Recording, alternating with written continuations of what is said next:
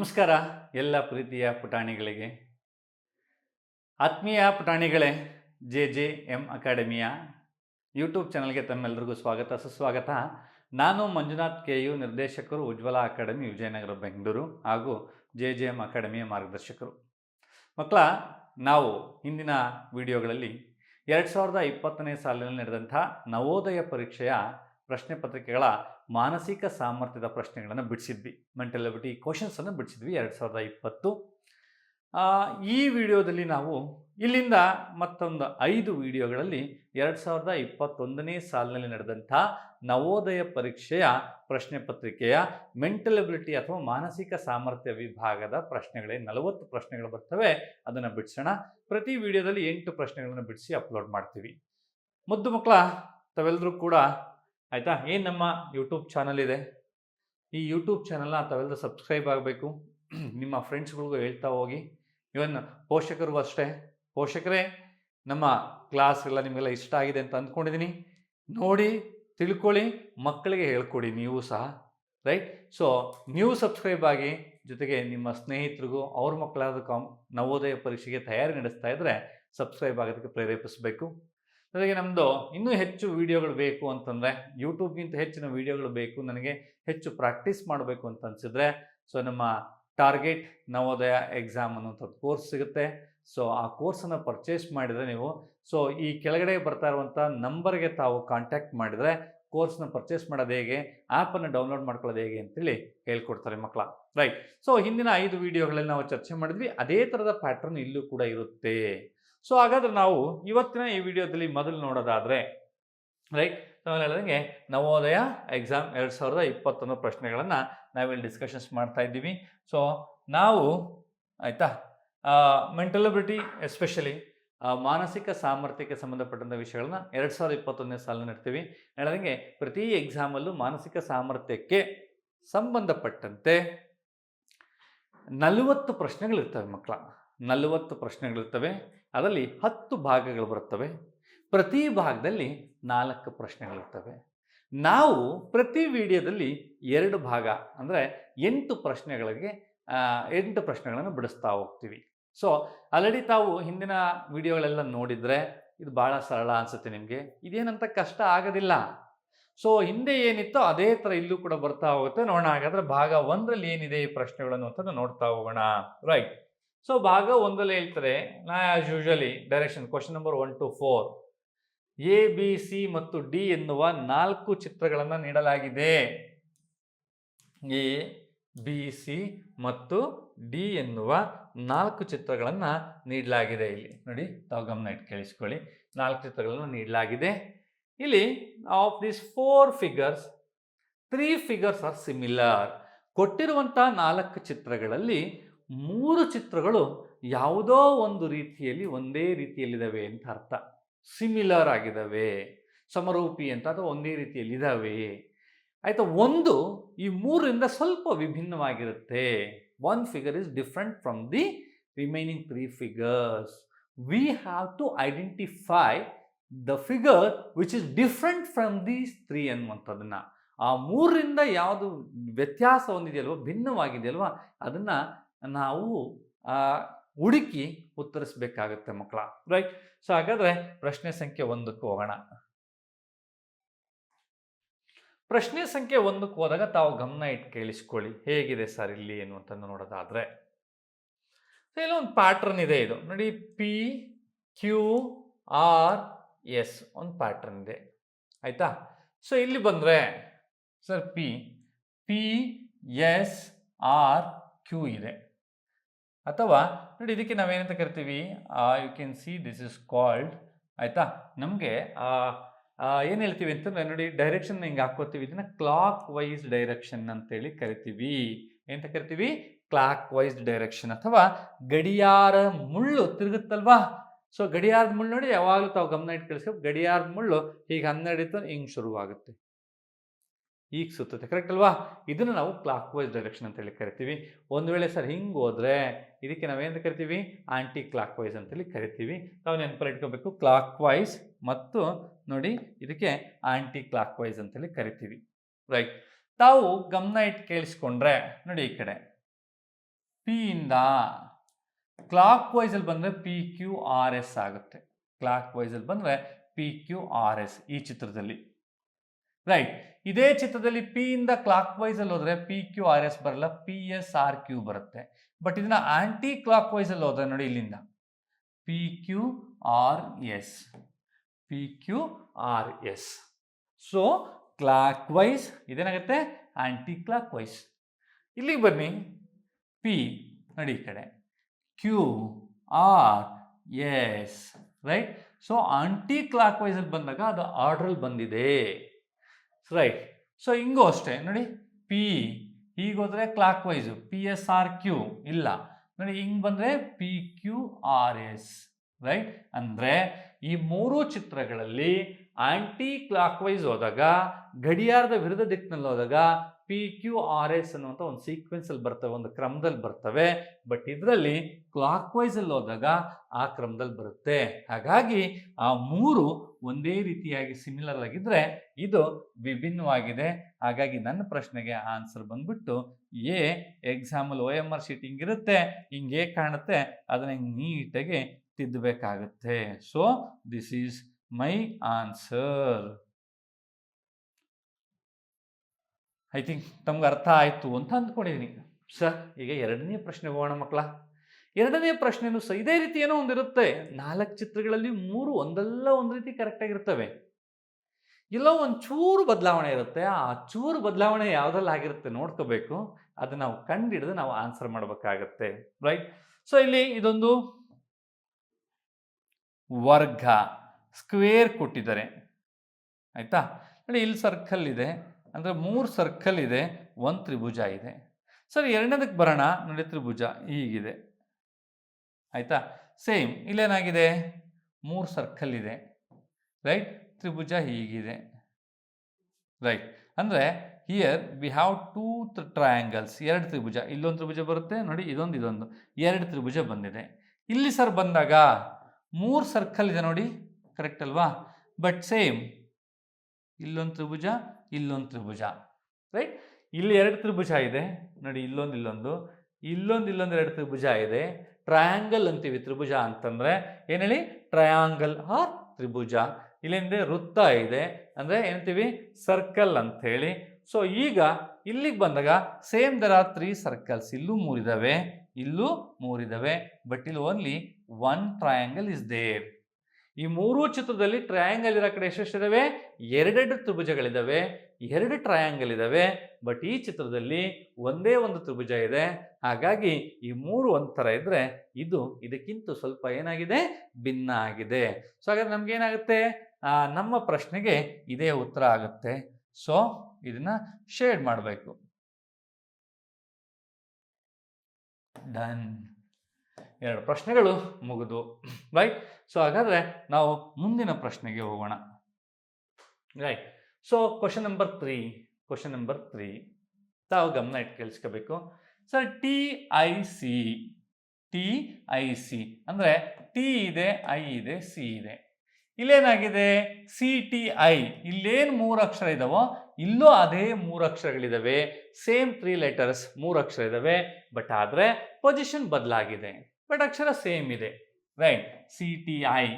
ನೋಡಿ ಇಲ್ಲಿ TEC, ಇಲ್ಲಿ ಐ ಇದೆ, ಇಲ್ಲಿ ಐ ಇಲ್ಲ, ಬದಲಿಗೆ ಇ ಎಕ್ಸ್ಟ್ರಾ ಬಂದಿದೆ. ರೈಟ್. ಇಲ್ಲಿ ನೋಡಿ ITC, ಸೇಮ್ ಅದೇ 3 ಅಕ್ಷರಗಳಿದಾವೆ. ಹಾಗಾದರೆ ಈ 4ರಲ್ಲಿ ಡಿಫ್ರೆಂಟ್ ಆಗಿರುವಂಥದ್ದಂದ್ರೆ ಇದು. ಸೊ ಈ 3ರಲ್ಲಿ ಐ ಇದೆ, ಇದರಲ್ಲಿ ಐ ಬದಲಿಗೆ ಇ ಇದೆ. ಹಾಗಾಗಿ ಇದೇನಾಗಿದೆಯಪ್ಪ, ವಿಭಿನ್ನವಾಗಿದೆ. ಇದು ನಮ್ಮ ಪ್ರಶ್ನೆಗೆ ಉತ್ತರ ಆಗುತ್ತೆ ಮಕ್ಕಳ. So this is my answer. Shade ಮಾಡೋಣ. ಹಿಂಗೆ ಎಡಕ ಟಗಡಗಡ ಹೊಡಿರಿ, ಸುತ್ತಿ ನೀಟಾಗೆ ಪೆನ್ಸಿಲ್ ನೋಡಿ. ನಾನು ಶೇಡ್ ಮಾಡ್ತಾ ಇದ್ದೀನಲ್ಲ, ಇದೇ ಥರ ನೀವು ಮಾಡ್ಬೇಕಾಗುತ್ತೆ OMR ಶೀಟಲ್ಲಿ ಎಕ್ಸಾಮಲ್ಲಿ. ರೈಟ್. ಸೊ ಮುಂದಕ್ಕೆ ಹೋಗೋಣ. ನೆಕ್ಸ್ಟ್ 4ನೇ ಪ್ರಶ್ನೆ. ಇಲ್ಲಿ 4 ಚಿತ್ರ ಇದೆ. 1 2 3 4. ಸರ್ ಅಲ್ಲಿ CTI ಇತ್ತು, 3 ಅಕ್ಷರ ಇತ್ತು, ಇಲ್ಲಿ ಎಲ್ಲರಲ್ಲೂ ಬೇರೆ ಬೇರೆ ಆಕಾರ ಇದೆ ನೋಡಿ. ಇದರಲ್ಲಿ ಇಲ್ಲಿ 3 ವೃತ್ತಗಳಿದ್ದಾವೆ. ಇಲ್ಲಿ ವೃತ್ತ, ಇಲ್ಲಿ ವೃತ್ತ ಇದೆ. ಇಲ್ಲಿ XX ಇದೆ, XX ಇದಾವೆ. ರೈಟ್. ಇಲ್ಲಿ ಪ್ಲಸ್ ಪ್ಲಸ್ ಇದೆ, ಪ್ಲಸ್ ಪ್ಲಸ್ ಇದೆ. ಇಲ್ಲಿ ವೃತ್ ಬಾಕ್ಸ್ ಸ್ಕ್ವೇರ್ ಒಳಗಡೆ ಎಗೈನ್ 4 ಬಾಕ್ಸ್ ಇದ್ದಾವೆ. ಕರೆಕ್ಟ್ ಅಲ್ವಾ? ಹಾಗಾದ್ರೆ ಇವು 4 ಬೇರೆ ಬೇರೆ ಸರ್. ಇವು 4 ಹೆಂಗೆ ಒಂದೇ ಇದ್ದಾವೆ ಸರ್? 4 ಬೇರೆ ಬೇರೆ ಇದ್ದಾವೆ, ಹೌದು, ಒಪ್ಕೊಳ್ಳೋಣ. ಬಟ್ ಈ 4ರಲ್ಲಿ ಯಾವುದೋ ಒಂದು ಕ್ರಮ, ಒಂದರಲ್ಲಿ ಒಂಚೂರು ಬದಲಾವಣೆ ಇದೆ. ಏನು ಚೆಕ್ ಮಾಡೋಣ ಅಂತ ನೋಡಿ, ನನಗೆ ಯಾವಾಗಲೂ ಹೇಳ್ತಾ ಹೋಗ್ತೀನಿ. ಸೊ ಇದು ಅಡ್ಡ ಸಾಲು ಹೀಗಿದೆ, ಆಯಿತಾ? ಅಡ್ಡ ಸಾಲಲ್ಲಿ 3 0 ಇದ್ದಾವೆ. There are 3 circles. ಹೇಗೆ? ರೈಟ್. ಅಗೈನ್ ಇಲ್ಲಿ ಕೂಡ ಕಂಬ ಸಾಲು, ಈ ಸಾಲಲ್ಲಿ ಒಂದ್ರ ಮೇಲೊಂದು ದೇರ್ ಆರ್ 3 ಸರ್ಕಲ್. ಇಲ್ಲೂ 3 ಇದ್ದಾವೆ, ಇಲ್ಲೂ 3 ಇದ್ದಾವೆ, ಈಕ್ವಲ್ ಇದ್ದಾವೆ, equal number of circles, right? So ಹಾರಿಜೆಂಟಲಿ and vertically, ಹಾರಿಜೆಂಟಲಿ and vertically. So when it comes to the second diagram, so 1 2 3 4, 1 2 3 4, it means horizontally there are 4x, vertically there are 4x. ಅಂದರೆ ಇವೆರಡು same ಇದೆ, ಇದು same ಇದೆ, ಇದು same ಇದೆ, ಆಯ್ತಾ? So next ಇಲ್ಲಿಗೆ ಬಂದರೆ ನೋಡಿ, ಈ ಕಡೆ ಪ್ಲಸ್ 1 2 3 4 4 ಪ್ಲಸ್ ಇದೆ. ಇಲ್ಲಿಗೆ ಬಂದರೆ 1 2 3 3 ಪ್ಲಸ್ ಇದೆ. ನೋಡಿ, ಇಲ್ಲಿ ಹಾರಿಜೆಂಟಲು ಮತ್ತು ವರ್ಟಿಕಲ್ ಲೈನ್ ಇರುವಂಥದ್ದು ಸೇಮ್ ಇದೆ ಎರಡರಲ್ಲೂ, ಬಟ್ ಇದರಲ್ಲೇನಿದೆ? ಡಿಫ್ರೆನ್ಸ್ ಇದೆ. ಇದು ಚೆಕ್ ಮಾಡೋಣ. ನೋಡಿ, ಇಲ್ಲಿ 2 ಇದೆ, ಇಲ್ಲೂ 2 ಇದೆ. ಅಂದರೆ ಈ 3ರಲ್ಲೂ ಕೂಡ ಏನಾಗಿದೆ?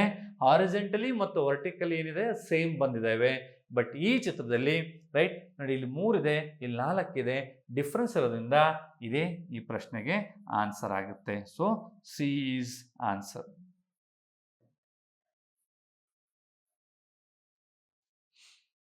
Okay, right. ಮುಂದೆ ಹೋಗೋಣ. Next part 2. ಪಾರ್ಟ್ 2ನಲ್ಲಿ 5ರಿಂದ 8ರವರೆಗೂ ಕ್ವಶನ್ಸ್ ಇರ್ತವೆ, 4 ಪ್ರಶ್ನೆ ಇರ್ತವೆ. ಸೇಮ್ ಇಲ್ಲಿ ಲೆಫ್ಟ್ ಸೈಡಲ್ಲಿ, ಆಯಿತಾ? ಲೆಫ್ಟ್ ಸೈಡಲ್ಲಿ 4 ಚಿತ್ರಗಳಿದ್ದಾವೆ. ಲೆಫ್ಟ್ ಸೈಡಲ್ಲಿ 4 ಚಿತ್ರಗಳಿದ್ದಾವೆ. ABCD are given on the right side. Right ಸೈಡಲ್ಲಿ 4 ಚಿತ್ರಗಳಿದ್ದಾವೆ. ಲೆಫ್ಟಲ್ಲಿ 4 ಬರ್ತವೆ, ರೈಟ್ ಸೈಡಲ್ಲಿ 4 ಬರ್ತವೆ. ಸೊ ಏನಪ್ಪ ಇಲ್ಲಿ ಅಂತಂದರೆ, ಸಾರಿ, ಲೆಫ್ಟ್ ಸೈಡಲ್ಲಿ ಒಂದು ಫಿಗರ್ ಇರುತ್ತೆ, ರೈಟ್ ಸೈಡಲ್ಲಿ 4 ಫಿಗರ್ ಇರ್ತವೆ. ಇದರಲ್ಲಿ ಲೆಫ್ಟ್ ಸೈಡಲ್ಲಿರುವಂಥ ಫಿಗರ್ ಏನಿದೆ ಅದೇ ರೀತಿ ಇರುವಂಥ ಸಿಮಿಲರ್ ನೋಡಿ, ಎಕ್ಸಾಕ್ಟ್ಲಿ ಅದೇನಿದೆ ಆ 4ರಲ್ಲಿ ಯಾವುದು ಸೇಮ್ ಇದೆ ನೋಡ್ಬಿಟ್ಟು ಆನ್ಸರ್ ಮಾಡಬೇಕಾಗುತ್ತೆ. ಸೊ ಎಡಗಡೆಗೆ ಒಂದು ಚಿತ್ರ ಬರುತ್ತೆ, ಬಲಗಡೆಗೆ 4 ಚಿತ್ರ ಇರುತ್ತೆ. ಎಡಗಡೆ ಇರುವಂಥ ಒಂದು ಚಿತ್ರ, ಬಲಗಡೆ 4 ಸೇಮ್ ಇದಲ್ವಾ, ಆ ಚಿತ್ರದಲ್ಲಿ ಯಾವುದು ಇದೇ ರೀತಿ ಇದೆ ಅನ್ನುವಂಥದ್ದನ್ನು ನೋಡ್ಬಿಟ್ಟು ಆನ್ಸರ್ ಮಾಡ್ಬೇಕಾದ್ರೆ ತುಂಬ ಈಸಿ ಮಕ್ಕಳ. ಕರೆಕ್ಟ್ ಅಲ್ವಾ? ಅಲ್ಲೇ ನೋಡಿ, ಅಲ್ಲೇ ಆನ್ಸರ್ ಮಾಡೋದು ಕಷ್ಟನಾ? ಇಲ್ಲ. ಸೊ ಬಟ್ ಅದನ್ನು ತಪ್ಪು ಮಾಡುವಂಥ ಚಾನ್ಸಸ್ ಇರುತ್ತೆ. ಯಾವಾಗ ತಪ್ಪು ಮಾಡ್ತಾರೆ ಅಂತಂದ್ರೆ, ಗೊತ್ತಿಲ್ಲದೆ ಇದ್ದಾಗ, ಕಲಿದೇ ಹೋದಾಗ, ರೈಟ್? ಕಲ್ತಾಗ ತಪ್ಪು ಮಾಡುವಂಥದ್ದು ಕಡಿಮೆ ಇರುತ್ತೆ, ಅಭ್ಯಾಸ ಮಾಡಿದಾಗ ತಪ್ಪು ಮಾಡುವಂಥ ಸಾಧ್ಯತೆ ಕಡಿಮೆ ಇರ್ತವೆ. ಕಲಿದೇ ಹೋದಾಗ, ಅಭ್ಯಾಸ ಮಾಡದೆ ಹೋದಾಗ, ಆಯಿತಾ, ತಪ್ಪು ಮಾಡುವಂಥ ಸಾಧ್ಯತೆ ಜಾಸ್ತಿ ಇರುತ್ತೆ ಅಂತ ಹೇಳ್ತಾ, ರೈಟ್? ಸೊ ನಾವು ಕ್ವಶನ್ ನಂಬರ್ 5ಕ್ಕೆ ಬರೋಣ. ಕ್ವಶನ್ ನಂಬರ್ 5ಕ್ಕೆ ಬರೋಣ. ನೋಡಿ, ಇದು ಲೆಫ್ಟ್ ಸೈಡು, ಇದು ಪ್ರಶ್ನೆ ಚಿಹ್ನೆ, ಪ್ರಶ್ನೆ ಕ್ವಶನ್ ಇದು, ಆಯಿತಾ? ಸೊ ಈಗ ಹೇಳೋದಾದ್ರೆ ರೈಟ್ ಸೈಡು 4 ಇದೆ, ABCD ಅಂತ ಕೊಟ್ಟಿದ್ದಾರೆ. 4 ಇದ್ದಾವೆ, ABCD ಅಂತೇಳಿ ಕೊಟ್ಟಿದ್ದಾರೆ. ಸರ್ ಫಸ್ಟ್ ಡಯಾಗ್ರಾಮ್ ಏನಿದೆ ನೋಡಿ, ಇದೇನಿದೆ ಇದೇ ಥರ ಈ 4ರಲ್ಲಿ ಯಾವುದಿದೆ ಅಂತ ಚೆಕ್ ಮಾಡೋಣ. ನೋಡಿ, ಫಸ್ಟ್ ನೋಡಿ, ಈ ಕಡೆ ಗಮನ ಇಟ್ಟು ಕೇಳಿಸ್ಕೊಳ್ಳಿ, ನಾ ಇದನ್ನು ಚೆಕ್ ಮಾಡೋಣ. ರೈಟ್, ಬ್ಲ್ಯಾಕ್ ಶೇಡು ಈ ಕಡೆ, ಇದೊಂದು ಸ್ಟಾರಲ್ಲಿ ಬ್ಲ್ಯಾಕ್ ಶೇಡು, ರೈಟ್? ನೋಡಿ, ಇಲ್ಲಿ ಈ ಕಡೆಗೆ ಶೇಡ್ ಆಗಿದೆ, ಇದು ಅಲ್ವೇ ಅಲ್ಲ, ರೈಟ್? ಇದು ಬರ್ಬೋದು, ನೋಡೋಣ, ಪೆಂಡಿಂಗ್ ಇಟ್ಕೊಳ್ಳೋಣ, ರೈಟ್? ಇದು ಈ ಕಡೆಗೆ ಶೇರ್ ಆಗಿದೆ, ಇದು ಅಲ್ವೇ ಅಲ್ಲ, 2 ಎಲಿಮಿನೇಟ್ ಆಗೋಯ್ತು, 2 ಎಲಿಮಿನೇಟ್ ಆಗೋಯ್ತು. ಬಟ್ ಈ ಬ್ಲ್ಯಾಕ್ ಶೇಡು ಇದರಲ್ಲೂ ಸೇಮ್ ಇದೆ, ಅದರಲ್ಲೂ ಸೇಮ್ ಇದೆ. ಇನ್ನೇನೋ ಬೇರೆ ಬದಲಾಗಿರುತ್ತೆ ಸರ್. ನೋಡಿ, ಇದೊಂದು ತ್ರಿಭುಜ ಬರುತ್ತೆ, ಇದು M2 ಮಧ್ಯದಲ್ಲಿ ಒಂದು ಡಾಟ್ ಇದೆ ಕೆಳಗಡೆಗೆ, ಬಟ್ ಇಲ್ಲಿಲ್ಲ, ಹಂಗಾರೆ ಇದು ರಾಂಗು. ಇನ್ನು ಉಳಿದ್ರೇನಪ್ಪ, ಇದೊಂದು ಇದೇ ರೈಟ್ ಆಗುತ್ತೆ. ಇಷ್ಟೇ ನೀವು ಅಬ್ಸರ್ವ್ ಮಾಡಬೇಕು. ಸೊ ಏನು ಡಿಫ್ರೆನ್ಸ್ ಇದೆ ಅದನ್ನು ನೋಡ್ತಾ ಹೋಗ್ಬೇಕು. ಸರ್ ಇಲ್ಲ ಸರ್, ನೀವು ಅದನ್ನೇ ನೋಡಿದ್ರಿ, ನಾವು ಬೇರೆದನ್ನ ಚೆಕ್ ಮಾಡ್ತೀವಿ ಸರ್, ನೀವು ಚೆಕ್ ಮಾಡ್ಬೋದು, ರೈಟ್? ಸೊ ಇಷ್ಟು ಬಿಟ್ಟು ಬೇರೆ ಇನ್ನೇನು ಆಗೋಕ್ಕೆ ಸಾಧ್ಯ ಇಲ್ಲ ಮಕ್ಕಳ. ಸೊ ಇನ್ನು 6ನೇ ಪ್ರಶ್ನೆಗೆ ಹೋಗೋದಾದರೆ ನೋಡಿ, ತಾವೆಲ್ಲ ಗಮನ ಇಟ್ಟು ಕೇಳಿಸ್ಕೋಬೇಕಾಗತ್ತೆ, ರೈಟ್? ಇಲ್ಲೇನಿದೆ ಇದನ್ನು ಸೇಮ್ ಇದೆಯಲ್ಲೋ ಚೆಕ್ ಮಾಡಬೇಕಾಗತ್ತೆ. ನೋಡಿ, ಇಲ್ಲಿ ಮೈನಸ್ ಇದೆ, ಇಲ್ಲಿ ಮೈನಸ್ ಇದೆ, ಇವೆರಡರಲ್ಲೂ ಪ್ಲಸ್ ಇದೆ, ಇವೆರಡರಲ್ಲೂ ಪ್ಲಸ್ ಇದೆ, ಇಲ್ಲಿ ಇಂಟು ಇದೆ, ಇಲ್ಲಿ ಇಂಟು ಇದೆ, ಸಾರಿ ಇಲ್ಲಿ 0 0 ಇದೆ. ತಾವು ನೆನಪಲ್ಲಿಟ್ಕೋಬೇಕಾಗತ್ತೆ, ರೈಟ್? ಸೊ ತಾವು ಏನು ಮಾಡಬೇಕಾಗುತ್ತೆ ಈಗ ಅಂತನ್ನೋದಾದರೆ, ಇದೇ ಥರ ಸಿಮಿಲರ್ ಆಗಿ ಯಾವುದಿದೆ ನೋಡಬೇಕಾಗುತ್ತೆ. ಇದೇ ಥರ ಸಿಮಿಲರ್ ಆಗಿ ಯಾವುದಿದೆ ಅನ್ನುವಂಥದ್ದನ್ನ ನೋಡಬೇಕಾಗುತ್ತೆ. ಸೊ ನೋಡೋದಾದರೆ ಗಮನ ಇಟ್ಟು ಕೇಳಿಸ್ಕೋಬೇಕು. ಸರ್ ಇಲ್ಲಿ ಸರ್ಕಲ್ ಇದೆ, ಇಲ್ಲಿ ಸರ್ಕಲ್ ಇದೆ, ರೈಟ್, ಈ ಪೋರ್ಷನ್. ಇಲ್ಲಿ ಸರ್ಕಲ್ ಇದೆ, ಇಲ್ಲಿ ಸರ್ಕಲ್ ಇದೆ, ರೈಟ್. ಇಲ್ಲಿ ಸರ್ಕಲ್ ಇದೆ, ಇಲ್ಲಿ ಸರ್ಕಲ್ ಇದೆ, ರೈಟ್. ಇಲ್ಲೂ 0 ಇದೆ, ಇಲ್ಲೂ 0 ಇದೆ. ಅಂದರೆ 4ನದು ಎಲ್ಲದಲ್ಲೂ ಕಾಮನ್ ಆಗಿದ್ದಾವೆ, ಯಾವುದನ್ನು ಎಲಿಮಿನೇಟ್ ಮಾಡೋಕ್ಕೆ ಬರ್ತಿಲ್ಲ. ಸೊ ಈಗ ಒಳಗಡೆ ಬರೋಣ. ಇದೊಂದು ವಜ್ರಾಕೃತಿ ಇದೆ, ರೈಟ್. ಎಗೈನ್ ಇಲ್ಲಿ ಬಾಕ್ಸ್ ಇದೆ. ಈ ಬಾಕ್ಸಲ್ಲಿ ಮೇಲೆಗಡೆ ಪ್ಲಸ್ಸು ಮೈನಸ್ಸು, ಕೆಳಗಡೆ ಮೈನಸ್ಸು ಪ್ಲಸ್ ಇದೆ, ರೈಟ್. ಬಟ್ ಇಲ್ಲೇನಾಗಿದೆ, 4 ಪ್ಲಸ್ ಇದೆ.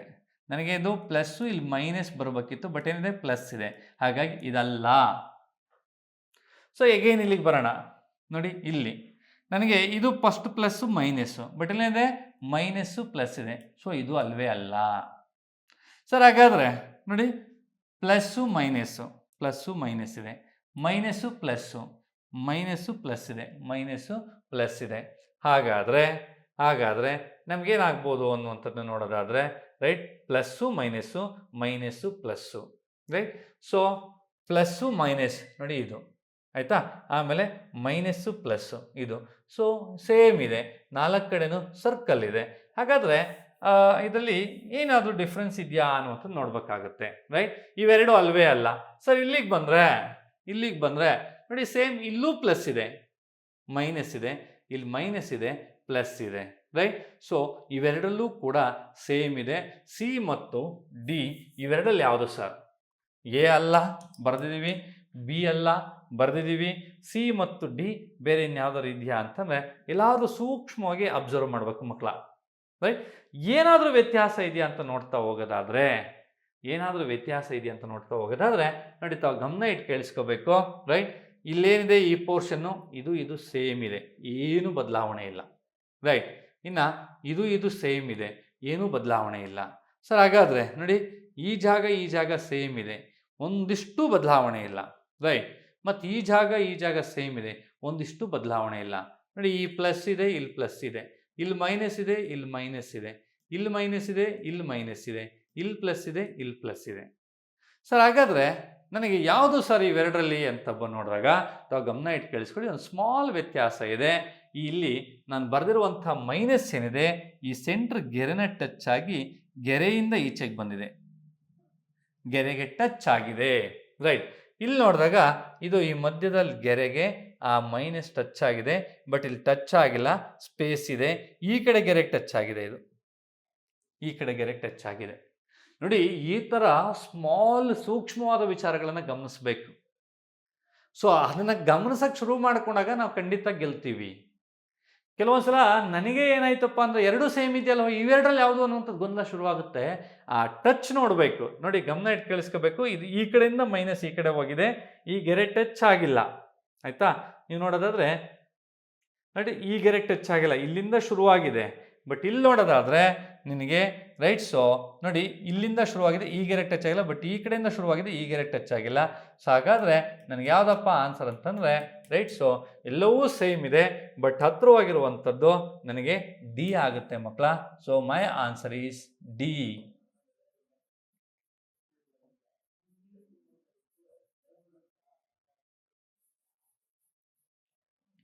ಡಿ ಆಗುತ್ತೆ, ರೈಟ್. ಸೊ ಮುಂದಿನ ಪ್ರಶ್ನೆಗೆ ಹೋಗೋಣ. ಪ್ರಶ್ನೆ ಸಂಖ್ಯೆ 7. ರೈಟ್.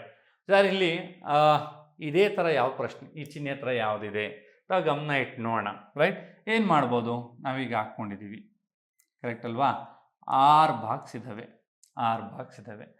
ಮೊದಲು 2 ಬಾಕ್ಸಲ್ಲಿ 4 ಡಾಟ್ಸ್ ಇದ್ದಾವೆ, ಹೌದಲ್ವಾ. 1 2 3 4, 1 2 3 4. ಸೊ ಇಲ್ಲಿಗೆ ಬಂದಾಗ ಇಲ್ಲಿ ಡಾಟೇ ಇಲ್ಲ, ಡೈರೆಕ್ಟಾಗಿ ಇಂಟು ಇದೆ. ಆಬ್ವಿಯಸ್ಲಿ ಏನಾಗುತ್ತೆ ನಮಗೆ, ಇದಲ್ವೇ ಅಲ್ಲ, ರೈಟ್. ಇಲ್ಲಿ ಬಂದಾಗ ನೋಡಿ, ಇಲ್ಲಿ ಒಂದಲ್ಲಿ ಡಾಟ್ ಇದೆ, ಒಂದಲ್ಲಿ ಇಂಟು ಇದೆ. ಸೊ ಹಂಗಾಗಿ ಇದು ಆನ್ಸರ್ ಅಲ್ಲ, ಯಾಕಂದ್ರೆ ಇಲ್ಲಿ 2 ಡಾಟ್ ಇರಬೇಕು, ರೈಟ್. ಇನ್ನು ನೋಡಿ, ಇಲ್ಲಿಗೆ ಬಂದಾಗ ಒಂದಲ್ಲಿ ಇಂಟು ಇದೆ, ಒಂದಲ್ಲಿ ಡಾಟ್ ಇದೆ, ಇದು ಆನ್ಸರ್ ಅಲ್ಲ. ಇನ್ನು 4ರಲ್ಲಿ 3 ಎಲಿಮಿನೇಟ್ ಮಾಡಿದ್ಮೇಲೆ ಉಳಿಯೋದು ಯಾವುದು? ನಾವು ಹೇಳ್ದಂಗೆ ಆಳೂರಿಗೆ ಉಳಿದವನೇ ಗೌಡ. ಹಾಗಾದ್ರೆ ಆನ್ಸರ್ ಏನಪ್ಪ? C is my answer.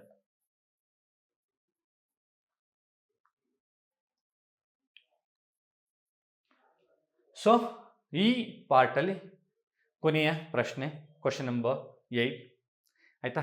ಇಲ್ಲಿ ಏನಾದರೂ ಬದಲಾವಣೆಗಳಿದಾವ ಅನ್ನುವಂಥದ್ದು ನೋಡ್ತಾ ಹೋಗೋಣ. ಸಿಮಿಲರ್ ಆಗಿರ್ಬೇಕು ನೋಡಿ, ಇದು ನನಗೆ ಪ್ರಶ್ನೆ, ಇದಕ್ಕೆ ನನಗೆ ಆನ್ಸರ್. ರೈಟ್, ಇದೇ ಥರ ಸಿಮಿಲಾರಿಟಿ ಇರಬೇಕು. ಒಂದು ಚೂರು ಏನಾದರೂ ಬದಲಾವಣೆ ಆದರೂ ಅದನ್ನು ಎಲಿಮಿನೇಟ್ ಮಾಡ್ತಾ ಹೋಗ್ಬೇಕಾಗತ್ತೆ. ರೈಟ್, ಸೊ ನಾನು ಫಸ್ಟ್ ನೋಡೋದಾದರೆ ಇಲ್ಲಿಗೆ ಬಂದಾಗ ನೋಡಿ, ಇಲ್ಲಿ ಸರ್ಕಲ್ ಇದೆ, ಇಲ್ಲೂ ಸರ್ಕಲ್ ಇದೆ. ಸರ್ಕಲ್ ಮಧ್ಯೆಯಲ್ಲಿ ಅಡ್ಡಗೆರೆ ಇದೆ, ಇಲ್ಲಿ ಉದ್ದಗೆರೆ ಇದೆ. ಸೊ ಇದು ರಾಂಗ್ ಆಗುತ್ತೆ. ಆಯ್ತಾ, ಒಂದನ್ನ ಇಟ್ಕೊಂಡು ನೋಡ್ತಾ ಹೋಗೋಣ. ನಾವು ಎಲ್ಲವನ್ನ ಅಬ್ಸರ್ವ್ ಮಾಡೋಕ್ಕಾಗಲ್ಲ, ತಾವು ಗಮನ ಇಟ್ಕೊಳ್ಸ್ಕೋಬೇಕು ಮಕ್ಕಳ. ಎಲ್ಲವನ್ನು ನೋಡಿ ಮಾಡ್ತೀನಿ ಅಂದ್ರೆ ಕಷ್ಟ ಆಗುತ್ತೆ. ಫಸ್ಟ್ ಒಂದ್ರಲ್ಲಿ ಚೆಕ್ ಮಾಡ್ಕೋಬೇಕು, ಅದ್ರಲ್ಲಿ ಕ್ಲಿಯರಿಟಿ ಇತ್ತೆ ಎರಡರಲ್ಲಿ ಹೋಗ್ಬೇಕು. ಅದಕ್ಕೆ ನಾನು ಫಸ್ಟ್ ಈ ಸರ್ಕಲ್ ಮಾತ್ರ ನೋಡ್ತಾ ಇದ್ದೀನಿ. ರೈಟ್, ಈಗ ನೆಕ್ಸ್ಟ್ ನೋಡಿ, ಈಗ ಇಲ್ಲಿಗೆ ಬರೋಣ. ಈ ಸರ್ಕಲಲ್ಲಿ ಒಂದು ಅಡ್ಡಗೆರೆ ಇದೆ, ಇಲ್ಲಿ ಎಷ್ಟಿದೆಪ್ಪ, 2 ಅಡ್ಡಗೆರೆ ಇದೆ. ಆಬ್ವಿಯಸ್ಲಿ ಏನಾಗುತ್ತೆ, ಸೊ ತಪ್ಪಾಗುತ್ತೆ. ಇದನ್ನ ಕಟ್ ಮಾಡೋಣ. ಅಲ್ಲಿಗೆ ಎ ಎಕ್ಕೂಟೋಯ್ತು, ಬಿ ಹೋಯ್ತು, ಉಳ್ಕೊಳ್ಳುವಂಥದ್ದು ಸಿ ನೋಡೋಣ. ಇಲ್ಲಿ ಒಂದು ಅಡ್ಡಗೆರೆ ಇದೆ, ಇಲ್ಲಿ ಸಿನಲ್ಲಿ ಒಂದು ಅಡ್ಡಗೆರೆ ಇದೆ, ಆಯಿತು ಇರ್ಬೋದು. ಈ ಡಿನಲ್ಲೂ ಕೂಡ ಸರ್ಕಲಲ್ಲಿ ಒಂದು ಅಡ್ಡಗೆರೆ ಇದೆ, ಸೊ ಇರ್ಬೋದು, ಸಮಸ್ಯೆ ಇಲ್ಲ. ಹಾಗಾದರೆ ನನಗೆ ಎ ಮತ್ತು ಬಿ ಎಲಿಮಿನೇಟ್ ಆಯಿತು, ಸಿ ಮತ್ತು ಡಿ ಇದ್ದಾವೆ. ಈಗ ಎರಡನೇದ್ರಲ್ಲಿ ನೋಡೋಣ, ಇವೆರಡಲ್ಲಿ ಯಾವುದು ಅಂತ ಆಯ್ಕೆ ಮಾಡ್ಕೋಬೇಕು ಅಂತಂದರೆ, ರೈಟ್ ನೋಡಿ, ಇಲ್ಲಿ ತೊಗೊಳ್ಳೋಣ. ಈ ಕಡೆ ಇಲ್ಲಿ ಏನಿದೆಯಪ್ಪ, ಒಂದು ವರ್ಗ ಇದೆ, ವರ್ಗ ವಿತ್ ಡಯಾಗ್ನಲ್ಸ್, ಕರೆಕ್ಟಾ? ಈಗ ನನಗೆ ಇವೆರಡಲ್ಲಿ ನೋಡೋದಾದರೆ ಇಲ್ಲಿ ವರ್ಗ ಐತೆ, ಇಲ್ಲಿ ವೃತ್ತ ಐತೆ. ಸೊ ಆಬ್ವಿಯಸ್ಲಿ ಏನಾಗುತ್ತಪ್ಪ, ಇದು ಎಲಿಮಿನೇಟ್ ಆಗುತ್ತೆ, ಹೊಡೆದ್ರೆ ಉಳಿಯೋದೊಂದೇ ಸಿ. ಹಾಗಾದರೆ ಈ ಪ್ರಶ್ನೆಗೆ ಸರಿಯಾದ ಉತ್ತರ ಏನಾಗುತ್ತಪ್ಪ, ಸಿ ಆಗುತ್ತೆ. ಎಸ್ ಮಕ್ಕಳ, ಸೊ ಮುಂದಿನ ವಿಡಿಯೋದಲ್ಲಿ ಮತ್ತೆ 8 ಪ್ರಶ್ನೆಗಳು, 2021ನೇ ಸಾಲಿನ ಮತ್ತೆ 8 ಪ್ರಶ್ನೆಗಳ ಬಗ್ಗೆ ಡಿಸ್ಕಷನ್ಸ್ ಮಾಡೋಣ. ನೀವು ಕಲಿತಾ ಇರಬೇಕು, ನಮ್ಮ ಕ್ಲಾಸ್ನ ಡೈಲಿ ಕೇಳಬೇಕು, ಪ್ರಾಕ್ಟೀಸ್ ಮಾಡಬೇಕು. ರೈಟ್, ಸೊ ಅದಾದ ನಂತರ ನೀವು ಎಕ್ಸಾಮ್ ಬರೀಬೇಕು. ಎಕ್ಸಾಮ್ ಬರೆದು ನವೋದಯ ಸೆಲೆಕ್ಟ್ ಆಗಬೇಕು ಅನ್ನುವಂಥದ್ದೇ ನಮ್ಮ ಆಸೆ, ಅಷ್ಟು ಬಿಟ್ಟರೆ ಬೇರೆ ಏನೂ ಇಲ್ಲ. ಸೊ ನೀವು ಬಡವರ ಮಕ್ಕಳಿಗೆ ಬೆಳಿಬೇಕು ಅನ್ನುವಂಥದ್ದು ಏನಿರ್ತಲ್ವಾ, ಬಡವ್ರ ಮಕ್ಕಳು ಬೆಳಿಬೇಕು, ಬಡವ್ರ ಮಕ್ಕಳು ನವೋದಯ ಎಕ್ಸಾಮಲ್ಲಿ ಸೆಲೆಕ್ಟ್ ಆಗಬೇಕು. ನೀವು ಸೆಲೆಕ್ಟ್ ಆಗಿ 10 ವರ್ಷ ಸರ್ಕಾರದಿಂದ ಸಿಗುವಂಥ ಎಲ್ಲ ಸೌಲಭ್ಯಗಳನ್ನು ಪಡಿಸ್ಕೊಂಡು ಓದಬೇಕು. ಓದಿ ಮುಂದೊಂದು ದಿನ ಈ ದೇಶಕ್ಕೆ ಒಂದೊಳ್ಳೆ ಸಂಪತ್ತಾಗಿ ನೀವು ಹೊರಬರ್ಬೇಕನ್ನೋದಷ್ಟೇ ನಮ್ಮ ಆಶಯ, ಅದು ಬಿಟ್ಟರೆ ಬೇರೆ ಇನ್ನೇನಿಲ್ಲ ಮಕ್ಕಳ. ರೈಟ್, ಸೊ ಹಾಗಾಗಿ ಧನ್ಯವಾದಗಳು. ಸೊ ನಮ್ಮ ಚಾನಲ್ ಸಬ್ಸ್ಕ್ರೈಬ್ ಆಗಿ ಬೇರೆ ಎಲ್ರಿಗೂ ಹೇಳ್ತಾ ಹೋಗಿ ಅಂತ ಹೇಳ್ತಾ ಈ ವಿಡಿಯೋನ ಮುಗಿಸ್ತೀನಿ. Thank you very much.